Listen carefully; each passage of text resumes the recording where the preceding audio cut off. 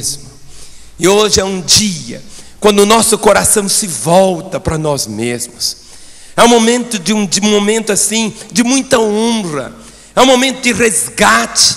É um momento de nós voltarmos novamente a esta compreensão do legado.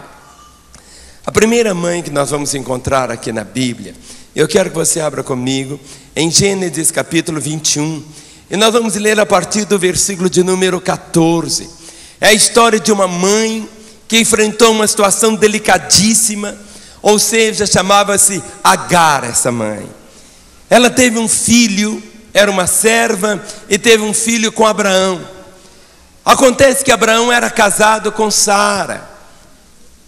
Sara não podia ter filhos, e Abraão teve um filho com a empregada chamada Agar. E houve um conflito terrível, porque logo depois Sara tem um filho, e há uma situação delicadíssima de conflitos, de briga, de não aceitação, e Agar é mandada embora, é julgada fora, e ela sai, levando apenas o seu filho, um pedaço de pão e um odre com água. Quem sabe nessa noite você venha se identificar com essa mulher chamada Agar. Quem sabe sua mãe foi alguém. Você não é fruto de um casamento no sentido assim natural. Aparentemente foi um acidente. Carrega na sua própria história, no seu legado, um histórico assim de tanto abandono. E ao ler aqui a história de Agar, vamos ver a preciosidade dessa mulher. Gênesis 21, verso 14 diz: levantou-se, pois, Abraão de madrugada, tomou pão e um odre de água, pô-los às costas de Agar, deu-lhe o menino e a despediu. Ela saiu andando errante pelo deserto de Berseba. Tendo acabado a água do odre, colocou ela o menino debaixo de um dos arbustos e, afastando-se, foi sentar-se defronte à distância de um tiro de arco, porque dizia: assim não verei morrer o menino. E sentando-se em frente dele, levantou a voz e chorou. Deus, porém, ouviu a voz do menino, e o anjo de Deus chamou do céu Agar e lhe disse: que tens, Agar? Não temas, porque Deus ouviu a voz do menino daí onde está. Ergue-te, levanta o rapaz, segura-o pela mão, porque eu farei dele um grande povo. Abrindo-lhe Deus os olhos, viu ela um poço de água, e indo a ele, encheu de água o odre e deu de beber ao rapaz. Deus estava com o rapaz. Mas quando você vai entrando aqui na história, esse rapaz não era um rapaz, era um menino.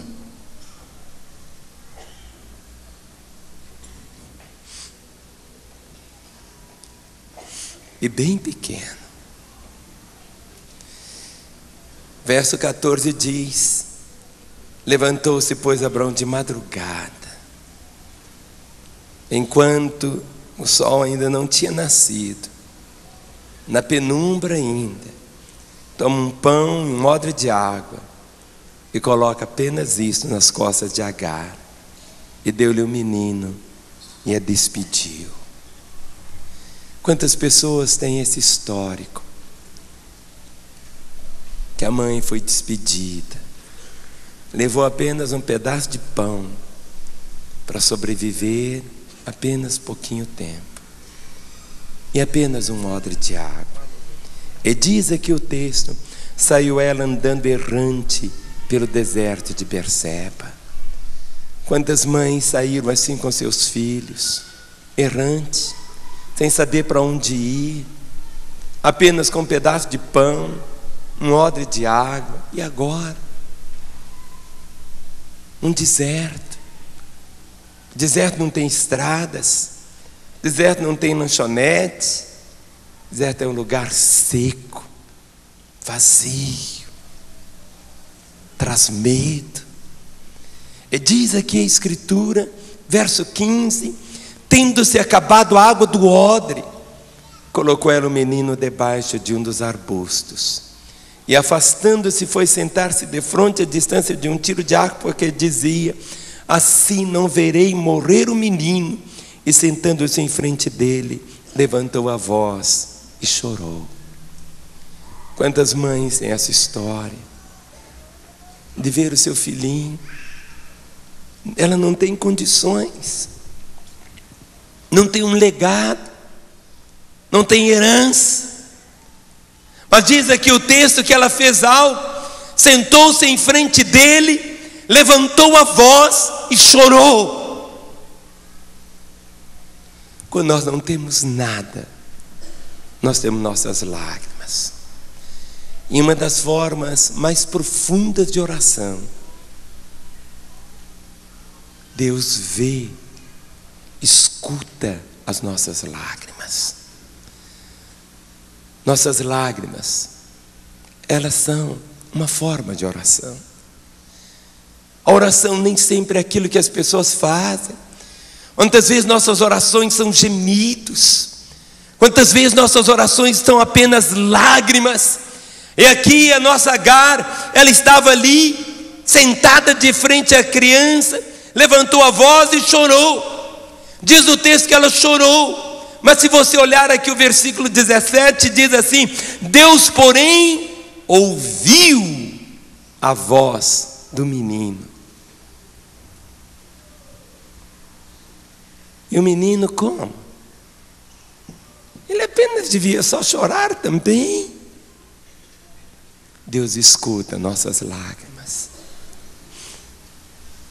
Deus escuta as lágrimas de uma mãe. Ismael, nunca ele iria esquecer esse momento. O momento das lágrimas da sua mãe. O que Agar deixou de legado para o seu filho foi o testemunho das suas lágrimas. Foi o testemunho do derramar da sua alma.